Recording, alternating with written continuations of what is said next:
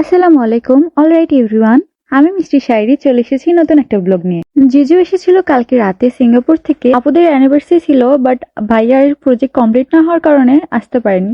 তাই হুট করে আপুকে সারপ্রাইজ দেওয়ার জন্য চলে এসেছে। আমাদের প্ল্যান ছিল না কোথাও যাব, তবে সবাই মিলে হুট করে ঠিক করে নাটোর যাবে ঘুরতে। তাড়াহুড়ো করে যার যার মতো প্যাকিং করে নাটোর যাওয়ার উদ্দেশ্যে সবাই মিলে বেরোনো হয়। আমাদের ভাই বোনের মধ্যে জাস্ট আমি আর ভাইয়া ট্রাভেল করতে পারি, আর বাকি সবার অবস্থা খারাপ হয়ে যায় দূরে কোথাও যাওয়ার সময়। হাতে দেখতেই পাচ্ছেন আপু লেবু নিয়ে আসে, গাড়িতে উঠলে আপুর নাকি অনেক প্রবলেম হয়, সেজন্য সবসময় একটা লেবু নিয়ে থাকে। কেউ কিচ্ছু করেনি, বাসাতে যেরকম ছিল সেরকমই শুধু গাড়িতে উঠে পড়ছে, সেজন্য সবার চেহারার এই অবস্থা। আর আমি এদিকে হাসতেছি কারণ আপু বলতেছে ক্যামেরাটা আমার মুখের ভিতরে ঢুকে দিলেই হতো।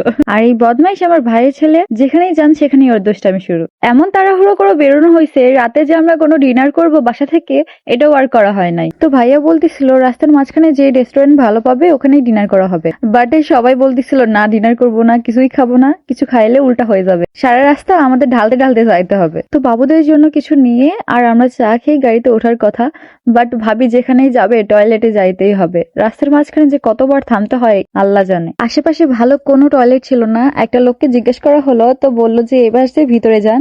আর আমরা ভিতরে যাইতে যাইতে রাস্তায় শেষ হইতেছিল না। যাইতে যাইতে একটা মাছের বাজার পার হয়ে গেল, কাঁচা বাজার পার হয়ে গেল, তাও আসতেছে না। এত গলির ভিতরে, এত ভিতরে, এত কিছু পার দিয়ে এত খোঁজাখুঁজির পরে আমরা পেয়ে গেলাম সেই ঐতিহাসিক বাথরুম। ঐতিহাসিক কেন বলছি, এটার পিছনে বড় একটা রিজন আছে। এই বাথরুমে যে যাবে তার কাছে এই বাথরুমটা ঐতিহাসিক হয়ে যাবে। বাথরুমটা যে প্লেসে এত আনকমফোর্টেবল, আর বাথরুমের একটা জিনিসও ঠিক ছিল না। এই বাথরুমের সাথে জড়ে আছে একটা সিক্রেট স্টোরি। যাই হোক, আমি সেটা বলবো না কারণ বলা নিষেধ। বাথরুমটা ছিল একদম মাছের আড়তের ভিতরে। যাই হোক, পরিবেশটা তো আপনারা দেখতেই পাচ্ছেন কত সুন্দর। এরপর আরো কিছুটা ট্রাভেল করে আমরা নেমে গেলাম হালকা পাতলা কিছু খাওয়ার জন্য। আর এখানে রাস্তার উপরে গোল মিটিং চলতেছে। জিজু বলতেছিল কে কি খাবে, বাট আমি আর ভাইয়া বলতেছিলাম যে কিছু খাবো না।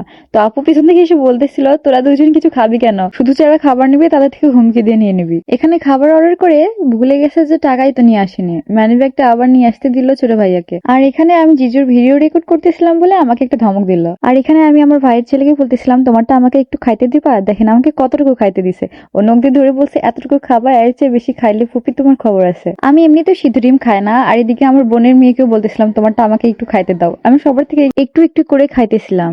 তো আপু যে একটু আগে বললো আমরা দুজন নাকি অন্যদের থেকে নিয়ে নিয়ে খাই, তো এটা প্রমাণ করতে ভাইয়াও চলে আসছে। ভাইয়াকে বলতেছিলাম তোমার লজ্জা করে না, ছোট ভাগ্নিন থেকে খাচ্ছ এভাবে। ভাইয়া বলে কেন, তুই তো খালি। আমি বলছিলাম আমাকে তো ভালোবেসে দিছে, আমি মনি হই বলে। বলে আমাকেও তো ভালোবাসে দিছে, আমি মামা হই বলে। আমি বললাম তোমাকে তো ভালোবেসে দেয়নি, তুমি তো নিজে উঠাই নিলা। এদিকে আমি একটা চা নিয়েছিলাম, ওইটা চলে আসছে। চাটা বেশি ভালো ছিল না, এর চেয়ে ভালো চা আমি বানাইতে পারি বাসায়। তবে ঠান্ডার ভিতরে গরম কিছু খাইলেই ভালো লাগে। আর এদিকে আমার ছোট ভাগ্নি সবার থেকে খালাম, বাকি থাকবে কেন, সেজন্য এর থেকে ওইটু নিয়ে খাইলাম। দেখেন এইরকম হয় খুশি, আমাকে খাওয়াই কত খুশি সে।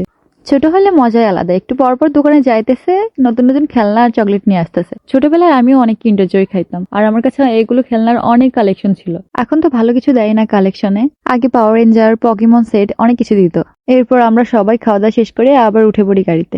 জিজুর বাসাতে যাইতে হলেও এই ব্রিজটা পার হইতে হয়। এই ভাইয়াটা আমাকে প্রতিবার নিষেধ করে যে ভিডিও করা যাবে না এখানে, বাট আমি যতবার আসি ততবারই ভিডিও করি, সেজন্য আমার দিকে তাকাই হাসতেছিল। এরপরে অনেক জায়গাতে থেমে খাওয়া দাওয়া হয়, বাট সরি টু সেই আমি ভিডিও করতে ভুলে গেছি। এরপর যাইতে যাইতে ঘুমাই পড়ছিলাম।